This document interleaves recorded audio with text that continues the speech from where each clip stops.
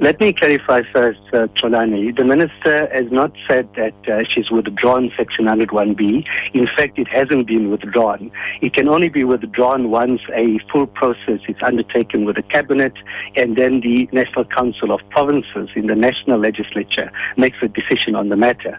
What the Minister said yesterday is that she believes we're on track in respect of those major issues that were identified as factors which brought about the necessity for Section 101B. However, and I emphasize this point because it's important in relation to what your guest from the LRC has said, she indicated yesterday quite emphatically that we will continue to work in two major areas, that is finance and educators.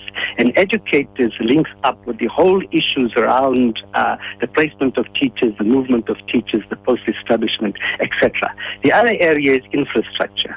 And with Section 101B, and the reason why she's saying she believes we're on track, is that with the Constitution, you take over functions which you believe the province doesn't have the capacity to undertake.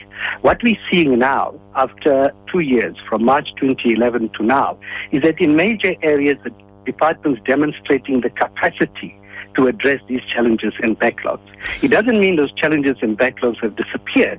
It means they've shown the capacity. And what the Minister has indicated, we will continue to emphasize these areas that I've mentioned, and we will ensure that this capacity is ongoing so that the department can perform its executive function. So to repeat, Section 101B is still in place. Yeah, but again, you say those areas where they are showing capacity to turn the situation around, but when it comes to vacancies, sick leave, teachers, and so on, educators, clearly there is absolutely no turning around of the situation, and we heard from what my earlier guest Sarah Sefton had to say about those things.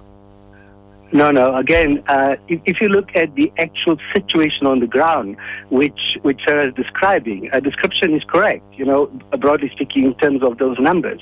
However, key things have happened, which points to the fact that we're moving in the direction of their resolution. A post-establishment was declared. It's within budget. The provincial the provincial government has made available sufficient budget to cover the posts. There's a collective agreement in place. There's engagement. Yes, it's stop and start. There's a whole lot of difficulties there, but clearly there's a huge improvement compared to previous years. So at the level of process, there has been progress. In terms of the capacity, the autonomy of the department, they now have a permanent superintendent general. There is movement there. However, I emphasize that the minister has indicated that we'll continue to emphasize and work in that area. So we're not saying that we're pulling out. We're not saying that area has been resolved. However, scholar transport has been dealt with, school nutrition, LTSM, as she's indicated. For the first time, we've reached this level of coverage. Now we not need to ensure that the processes are 100%. There's still work to do, but we believe that the province can do that with our support in terms of Section 101A instead of Section 101B. Okay, but what is the difference? Because I think we need clarity about the differences in terms of the Section 100A. That's important. Yeah. That's important. Section 101A basically relates to the situation where a province is not performing its executive functions as is expected in terms of what's contemplated in the Constitution, policies, etc. Then the option of national government is to either apply Section 101A or 1B. 1B is where the executive functions are taken over, i.e. a member of the Cabinet, in this case the Minister of Basic Education, takes over the executive functions for education in the province. In the case of 1A, those specific areas of underperformance are identified, a clear turnaround is worked out, and then through active management by the National Minister, those key targets are overseen and you ensure that they're met and you report to the Cabinet and the NCOP.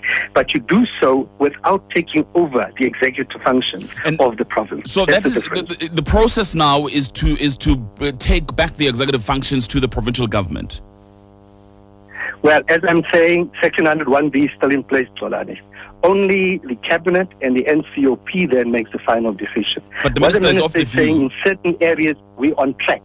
She now is busy in a process of doing a final assessment in order for her to reach a final conclusion. But what she's saying is that in terms of these two areas, financial management, stabilization, educators, and then, of course, the capacity to deliver infrastructure and deal with the backlogs. We will continue active involvement in those areas. Yeah, and just a final question. In terms of the final assessment that you're talking about, who does the minister talk to? Because, again, Sarah is of the view that perhaps the minister is misinformed about what is happening on the ground, is talking to people who are telling her what she wants to hear as opposed to what is happening on the ground.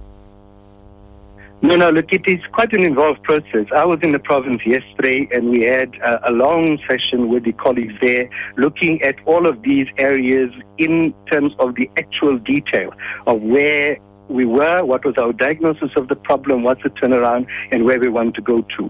And that is why, out of those engagements, that was just yesterday. We have this on an ongoing basis. It's based on national people going there, evaluating, working on the litigation and so forth. And it involves NGOs? That she's identified these two areas. As Sarah has indicated, we're in agreement that these two areas still constitute challenges, and we've got to continue to work actively in these areas. All right. Bobby Soobrayan.